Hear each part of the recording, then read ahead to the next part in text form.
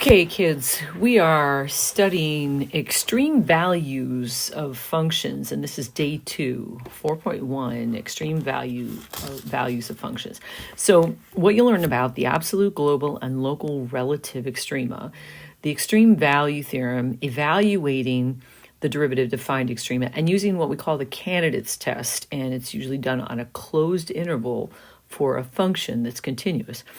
So why are we learning about this? Because we want to find maximum and minimum values of function. If you consider with optimization, when you want to optimize a situation or have the optimal quantities for a situation, that means we want the maximum that's going to give us the most beneficial result, or the minimum if it's something like cost, right?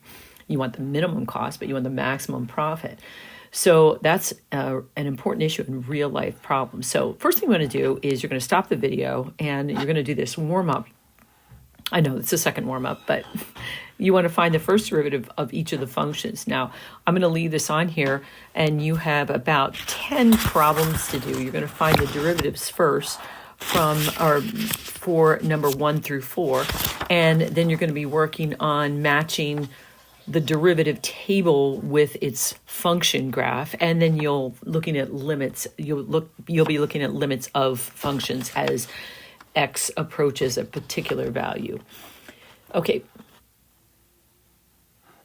All right, now that you did that, let's see what we have here. So we're looking at the warm-up. So with that one, let's look at the problems that we have. So now one of the big things is when you want to find the derivatives, you got to remember to use chain rule, and it's always creeping up on you. So you can see that I did a rewrite on some of these, so 1 and 2.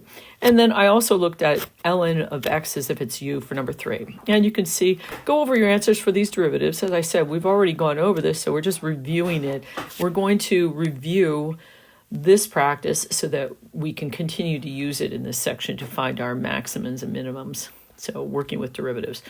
So in this, we want to find the first derivative of the function. You see we've got that in each of the 4 cases here, okay? And remember, don't forget the dinner.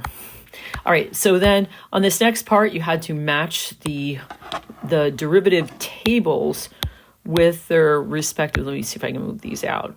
Oh, I thought I had these in here, but I didn't put them in. So let's see, let's get a nice hot color for Christmas. We get yellow. Okay, so we would match these by saying for number 5, we'd say the slope is equal to 0, and then at C, it's equal to 5, and it's a positive 5. So I'm going to say 0 here, here, and then positive 5. I'm going to say that the answer is C for the first one. For number 6, where we have the slope is 0 at A, 0 at B, and then negative 5, I'm going to say that that's B here. And then I'm looking at number 7 and 8, and you have a place where you have 2 places on number 8 where the slope does not exist, only 1 for number 7. So I'm going to say this is number 7. So the slope doesn't exist at A, and then the slope is equal to 0, and then it's negative 2 here. So I'm going to say that D is here. And though by process of elimination, you can see here, the slope at A and B don't exist, and then at C, it's negative 1.7, okay? So that would then be the graph of A. Okay, so then for this next couple questions, you're looking at the limit as x approaches 3 from left to right. And one of the things you think about is that what in the world happens with this graph? We have the limit as x approaches 3 from the left, and the limit as x approaches 3 from the right. So sometimes when you're doing a problem, you're going, okay, well, the bottom is going to be the square root of 0, right? But you got to look at the approach, what's happening with your function values, your input values. So from the left, you've got this value of 2.99 for an example to kind of get you thinking about what kind of values am I approaching 3 on the left-hand side, where on the right-hand side, I'm approaching a value like 3.01. So then I kind of put them in just to get a feel what's going on. I know the bottom is going to be the square root of 0, but in the first situation, you're going to get a positive square root because you're going to subtract the number that's smaller than 3 squared. I'm sorry. Yes, it's smaller than 3 squared. I did say that, right? So 2.99 is a good number to use. And then so it's going to turn out where you have 9 minus, because 9 is 3 squared, minus 2.99 squared, and you're going to get a positive 0. So 2 divided by the square root of a positive 0. By the way, the radicand has to be positive. You're going to get a positive 2 divided by a positive 0, which is, in fact, infinity, positive infinity. So we have that right here. So that's happening from the left. We haven't even begun to look at a graph of this.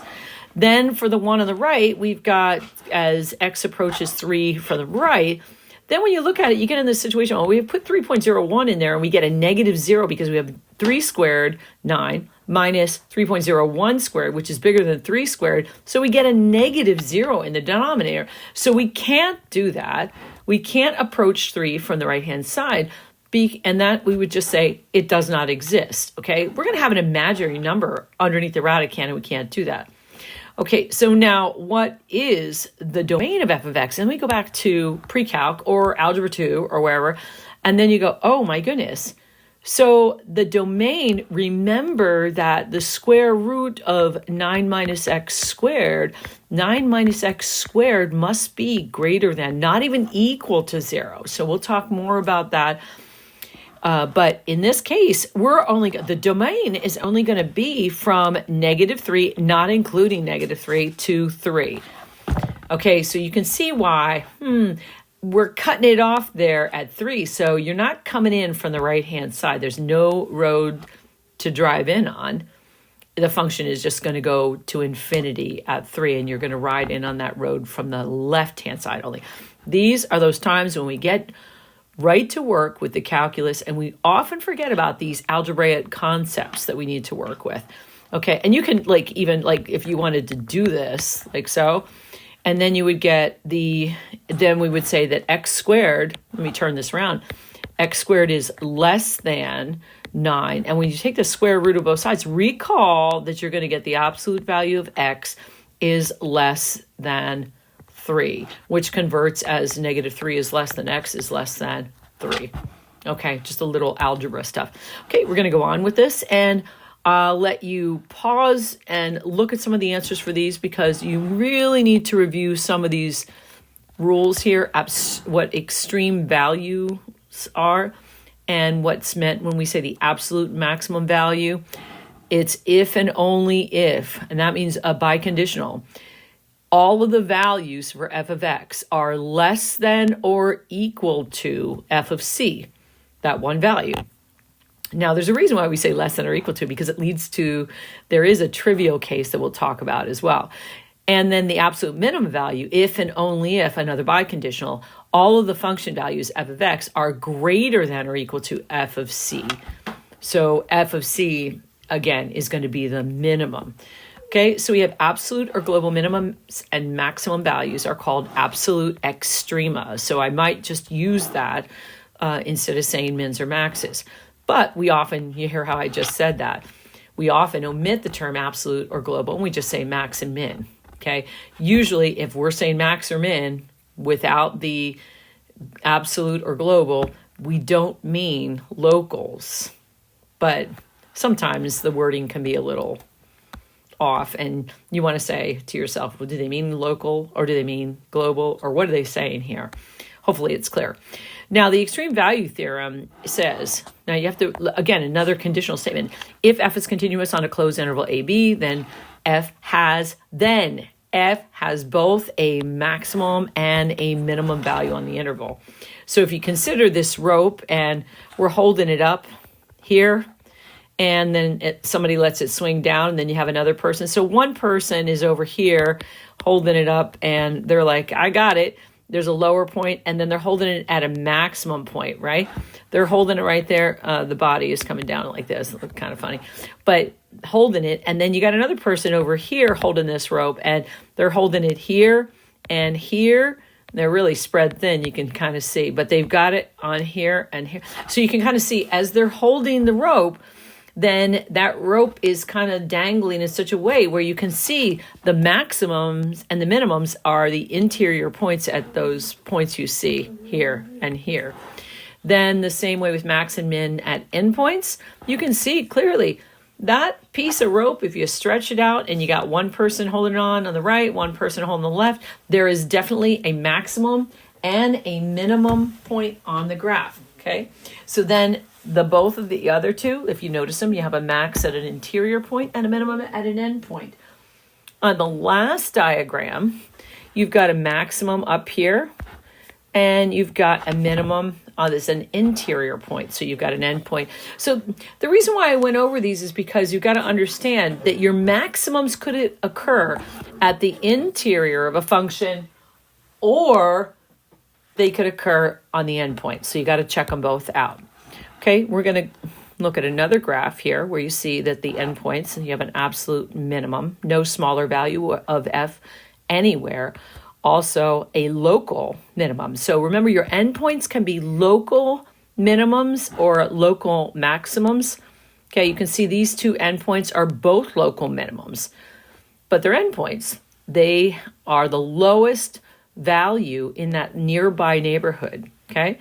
Then you have an absolute here. And notice I've got the first derivative is equal to 0 there. Here I have the first derivative is equal to 0. But up here, the first derivative is undefined because the slope from the left and the right don't match up. They're not the same. So we would say f prime is undefined, but again, wherever f prime is equal to 0 or where it's undefined is where you're going to have a critical number and a possible sign change in the derivative. All right, and then you have local max and local mins here. So let C be an interior point in the domain of F, then f of C is a local max value at C, if and only if. So now we're talking about this local region, and I've got little diagrams you can take a look at where C is. A local max would look like that, a local min down below, okay? Now, a function has a local maximum or local minimum at an endpoint then if the appropriate inequality holds that you see up there in some half open domain where we're going from A, some value A, f of A, to C, an endpoint. And I have a diagram here, and then you have the interval there. So all of this is really it needs to be understood. It's not just, all the words and just, I want to do the problems. You really need to look at these and make sure you read them, go over them with a highlighter. And we have a couple more here. Logical inference. So if a function f has a local maximum value or a local minimum value at an interior point C of its domain, and this is the important part here, because sometimes students will think, if there's a maximum, f prime is equal to 0, which is false. What it says is that if a function has a local min or max at an interior point and the derivative exists at C, then f prime of C is equal to 0. And it's going to be kind of like this over here. Or you could have a concave up. It'll be f prime of 0 where it's opening upward. All right, and a critical point in the interior of the domain is that where f prime is equal to 0 or f prime does not exist. So make sure when you go through this first video, make sure you understand all of the terminology. And if you're good with it, maybe you can zip through it a little quicker. And I'm going to pick up with the next example here. I'm going to go through, talk about stationary points. Well, maybe I'll get that right now. Stationary points and the candidates test. We're going to pick up the next video with the candidates test. Stationary point, I always think about velocity. It's kind of like if you have velocity where you go up, velocity positive, and then you go down, velocity negative. So in between the negative and the positive and the negative, you have a place at the top where, picture throwing a ball up in the air. When you throw it up, ball has positive velocity. It stops for a moment and then goes downward. So at that top, I always thought of a stationary point as like the ball stopping. So it's just another name where we say where f prime is equal to 0. And then we'll pick up in the next video with the candidates test for absolute extrema. This is Alan Nader out. I'll see you in the next video. Or you'll hear me.